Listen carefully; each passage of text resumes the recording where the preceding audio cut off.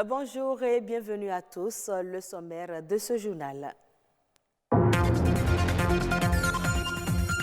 Les énergies solaires peuvent désormais contrôler leurs installations à distance. Un logiciel de gestion a été créé par un Béninois pour révolutionner le secteur. La Chambre de commerce et d'industrie du Bénin dispose d'un nouveau bureau pour les 5 prochaines années. Composé de 5 membres, le nouveau bureau est dirigé par Arnold Akakpo. Les attentes des populations dans ce journal.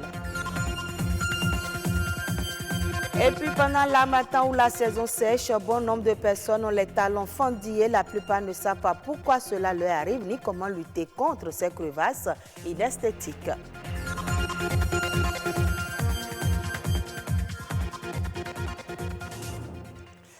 Merci de votre fidélité. Plus besoin pour les entreprises locales en énergie solaire de se déplacer pour contrôler les installations. Un logiciel de gestion à distance conçu par un spécialiste béninois a été présenté aux professionnels du secteur. Ce contrôleur de charge intelligent va non seulement révolutionner le système de gestion des entreprises, mais aussi des ménages. Omolade Soni et Olivier Akplakou nous font découvrir cette innovation à travers ce reportage. Plusieurs secteurs et entreprises se digitalisent de plus en plus et le secteur de l'énergie n'échappe pas à cette révolution. C'est le cas de ce logiciel de télégestion conçu par un fils du pays et ses partenaires européens. Il constitue une avancée qui va améliorer les performances des entreprises. C'est un contrôleur de charge qui permet aux entreprises de contrôler à distance, quelle que soit la position géographique, les installations hors réseau fonctionnant au solaire. Les entreprises nationales, nous avons des problèmes de technologie. Les équipements solaires sont fiables, mais en plus, il faut quand même suivre. Il faut suivre l'état de production des modules, l'état de la consommation et savoir le statut du consommateur, parce qu'aujourd'hui, on accompagne les équipements avec des crédits fournisseurs, ce qu'on appelle de l'usine opérationnelle. Donc, les gens sont programmés pour payer un certain forfait mensuellement et tout cela permet de gérer à distance. En dehors des plaques solaires, la télégestion est aussi possible sur les pompes à eau solaires installées dans les villages. Le logiciel permet également aux utilisateurs des systèmes solaires domestiques de contrôler la charge et la décharge des batteries et faire ainsi des prévisions pour l'acquisition de nouveaux équipements. Un père de famille ou une mère de famille qui voyage et qui interdit par exemple aux enfants d'utiliser la télévision ou d'allumer la climatisation peut à distance via son portable Android ou son ordinateur vérifier en fonction de la quantité, la puissance d'électricité qui est en train d'être consommée, si les enfants ont allumé des équipements énergivores ou pas. Tout n'est cependant pas parfait sur le dispositif. Les professionnels y ont trouvé quelques insuffisances. Bien sûr que l'équipement là est dimensionné pour des kits de 300 watts en 12 volts ou bien de 600 watts en 24 volts. Mais ce sont des kits adaptables. Dans la salle, j'ai posé la question. Donc, on peut dimensionner, on peut faire quelques modifications pour que ce système soit adapté à des installations de plus forte puissance. Des inquiétudes demeurent aussi en ce qui concerne l'adaptation de ce système aux réalités des pays africains. C'est un système fonctionnant avec des cartes SIM utilisées par les réseaux de téléphonie mobile qui parfois ne couvrent pas l'intégralité des territoires. Une difficulté soulignée par l'innovateur qui espère un accompagnement du gouvernement béninois pour l'installation de nouvelles technologies capables de rendre plus accessible la connectivité dans les zones les plus reculées. Un nouveau vent souffle dans la maison des opérateurs économiques. La Chambre de commerce et d'industrie du Bénin est désormais dirigée par une nouvelle équipe d'élus consulaires. Ils auront la lourde responsabilité de défendre les intérêts de tous les opérateurs économiques du Bénin. Quelles sont alors les attentes de ces opérateurs économiques? Quelques-uns se prononcent au micro de Patrick Adjagojo.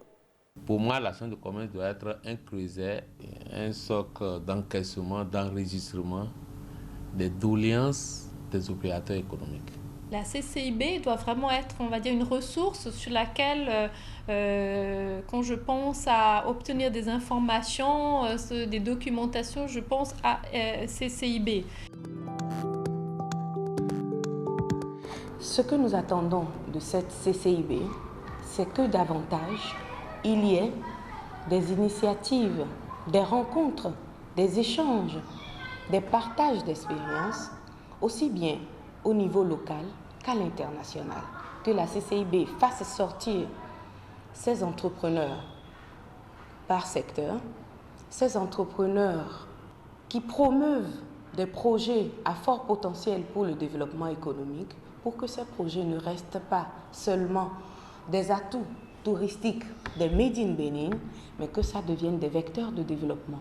J'ai regardé sur l'ORTB d'ailleurs, une présentation d'un jeune homme qui fait des cuisines solaires intégrées. Ce sont ce genre d'entrepreneurs qu'il faut accompagner, parce que vous avez vu que cet entrepreneur était sûrement un génie dans ce qu'il fait, mais il lui manque toute la formalisation qui va avec. Vous avez vous-même vu, c'est un monsieur qu'il faut développer. Je pense que là aussi, la CCIB a toute son importance, mais tout en ne pas aussi négligeant les entreprises, les grandes entreprises, et en orientant les besoins, enfin, pouvant combler leurs besoins spécifiques. Je pense que ce qui préoccupe aujourd'hui les opérateurs économiques, c'est un peu une politique de la préférence nationale, où les produits qui sont fabriqués chez nous doivent être promus par l'État. Le plaidoyer au niveau de la Chambre devrait pouvoir accompagner cela pour que ça devienne une réalité. Et aussi saisir des opportunités d'affaires de par le monde, parce qu'en tant que chambre de commerce, ils sont invités à des foires, des forums et autres.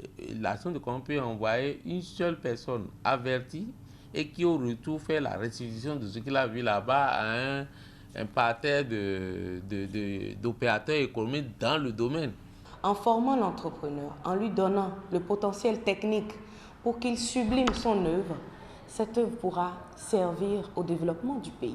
Et c'est ce à quoi l'entrepreneuriat local doit servir, à développer le pays, pas seulement à dire que nous avons du génie.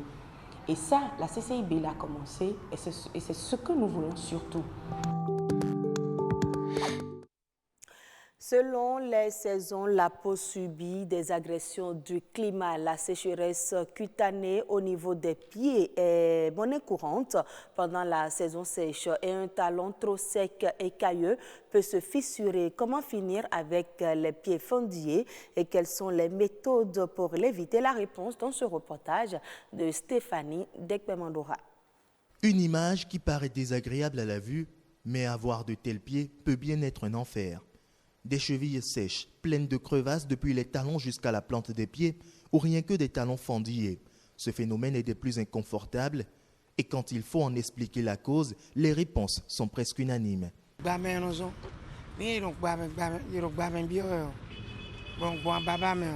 Lorsqu'on patauge fréquemment dans la boue, cela peut provoquer le fendillement des pieds, mais c'est surtout l'harmattan qui en est la cause. C'est souvent en période d'harmattan que les pieds des gens se fendillent. C'est quand l'air est vraiment sec que ça se constate. Pas faux, l'harmattan peut effectivement être à la base des fissures au niveau des talons pour ceux qui ne s'hydratent pas suffisamment la peau lorsque souffle ce vent sec.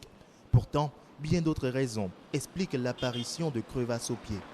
Vous avez des familles dans lesquelles les gens font de l'asthme, de la rhinite, de la sinusite, de la conjonctivite allergique.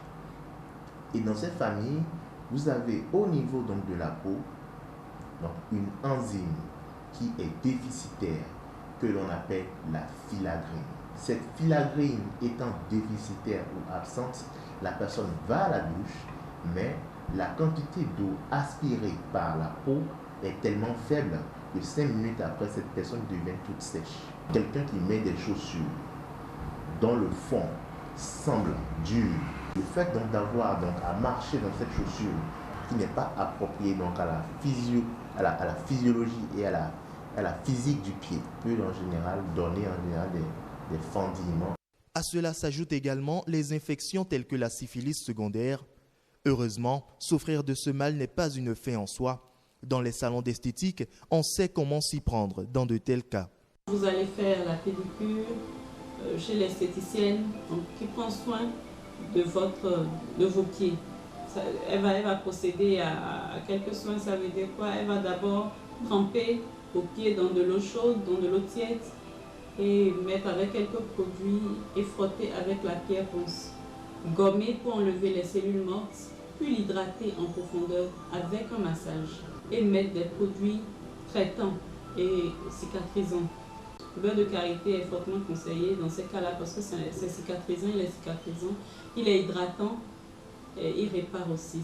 Boire 1,5 à 2 litres d'eau par jour permet également de prévenir cette sécheresse cutanée.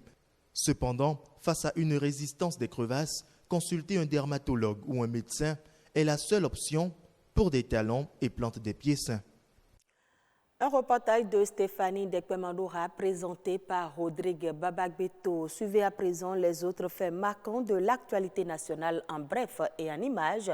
C'est une présentation de Marianne Bossemendi.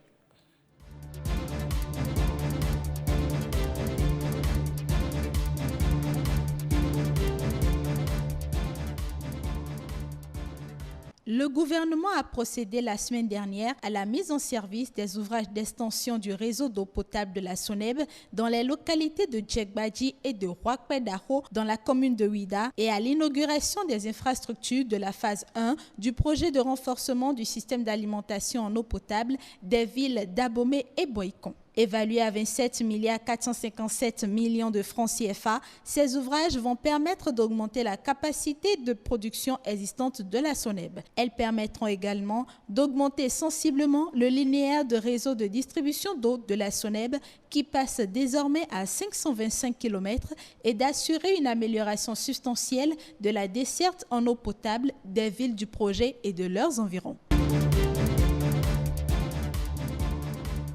Les travaux d'aménagement et de construction de la route Ouadon-Adjara, Médé-Djonou, Porto Novo et Sebretel ont été lancés fin semaine dernière par le ministre des Infrastructures et des Transports, Hervé Khekhoumé. Évalué à plus de 36 milliards de francs CFA, toutes taxes comprises, l'infrastructure routière fait un linéaire total de 18 km 500. Une route complètement en terre qui sera bitumée et aménagée avec une chaussée bidirectionnelle revêtue de 7,20 m de largeur et composée de 2 voies de 3,60 m de large. La réalisation de ce projet vise à doter les départements de l'Ouémé et du Plateau d'un réseau routier structurant et un système d'assainissement adéquat. Les travaux sont prévus pour durer 3 ans. La zone des 3A à Kromisrété, à Vrankou et à Djara bénéficie désormais de maternités de haut standing entièrement équipées aux normes internationales. À Avrankou, la maternité est composée d'un bloc administratif rénové, d'une cuisine, d'une buanderie, d'un bloc administratif et d'une douche. Le centre de santé d'Adjara, quant à lui, en plus des caractéristiques techniques des autres maternités, bénéficie de la réhabilitation de son ancienne maternité et de 2 paillotes pour les vaccinations. Ces ouvrages visent à terme la réduction du taux de mortalité maternelle et néonatale dans la zone des 3A. Elles entrent dans le cadre du projet initié par la Société béninoise de pédiatrie, Sobéped, et financé par la Fondation Claudine Talon.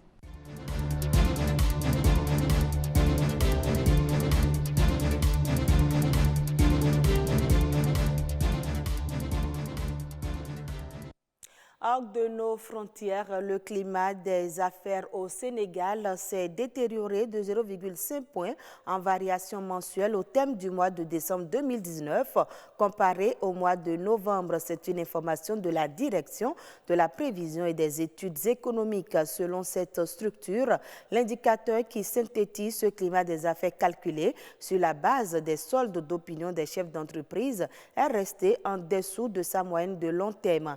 Une situation qui reflète l'orientation défavorable des opinions des prestataires de services, d'autant que les chefs d'entreprise ont majoritairement évoqué la concurrence jugée déloyale, les difficultés de recouvrement des créances et la fiscalité comme les principales entraves à l'activité en décembre 2019. Et c'est la fin de ce journal. Merci à vous de nous avoir suivis.